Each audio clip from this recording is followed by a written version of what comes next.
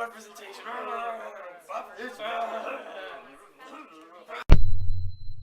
Are you tired of your representatives arguing like children?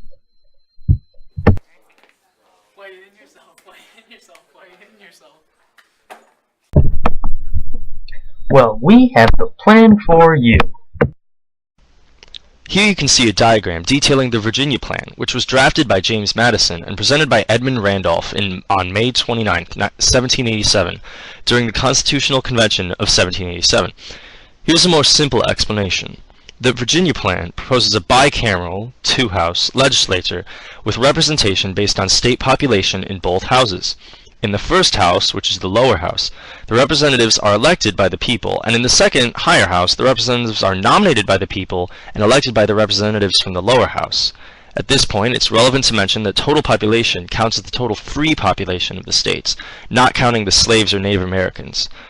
It called for many other provisions, such as 3 branches of government, and that the legislative branch elects the executive, but the main component was that the idea of representation in the legislative branch is based on population. Sound good to you? Unsure whether this is the best choice for our new government?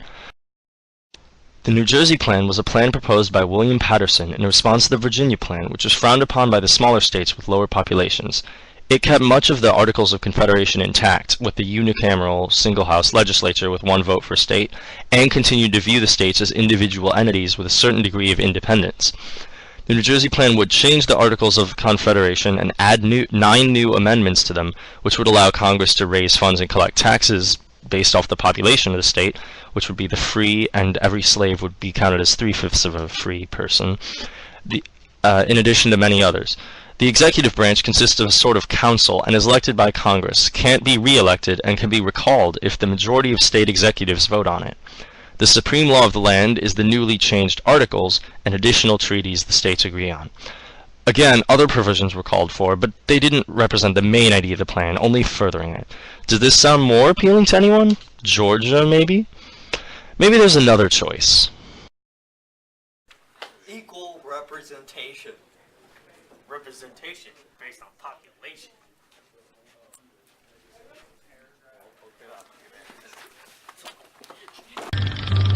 ¿Por qué no los dos? Here's the final option. During the debate over each plan, smaller states got very frustrated and threatened to leave. A group of delegates was assigned to create a compromise for this task, and on July 5th, they had one. They presented it to the rest of the delegates as follows. It was an idea of a bicameral legislature with equal representation in one house and representation by population in the other, with 1 representative for every 40,000 people, slaves counting as 3/5 of an inhabitant. Roger Sherman and Oliver Ellsworth suggested the new bicameral legislature, and the compromise was accepted on July 23rd. It was later improved by Benjamin Franklin and added into the Constitution. Now this is clearly the best option, right? That's what we thought. Oh, and by the way, it's important to note that historically, the Virginia Plan was used, but only as a basis for the new government, which with elements of the New Jersey Plan added, and the Connecticut Compromise taking over the legislative aspect.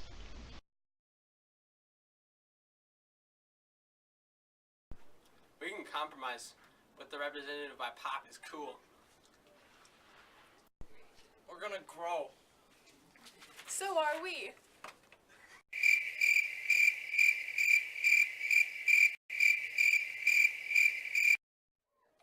This works, I guess.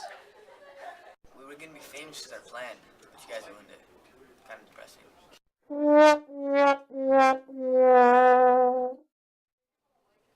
Massachusetts?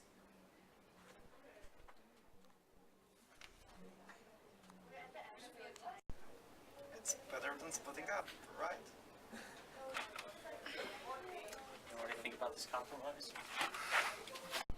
Hey, let's just pick one and not break up the union.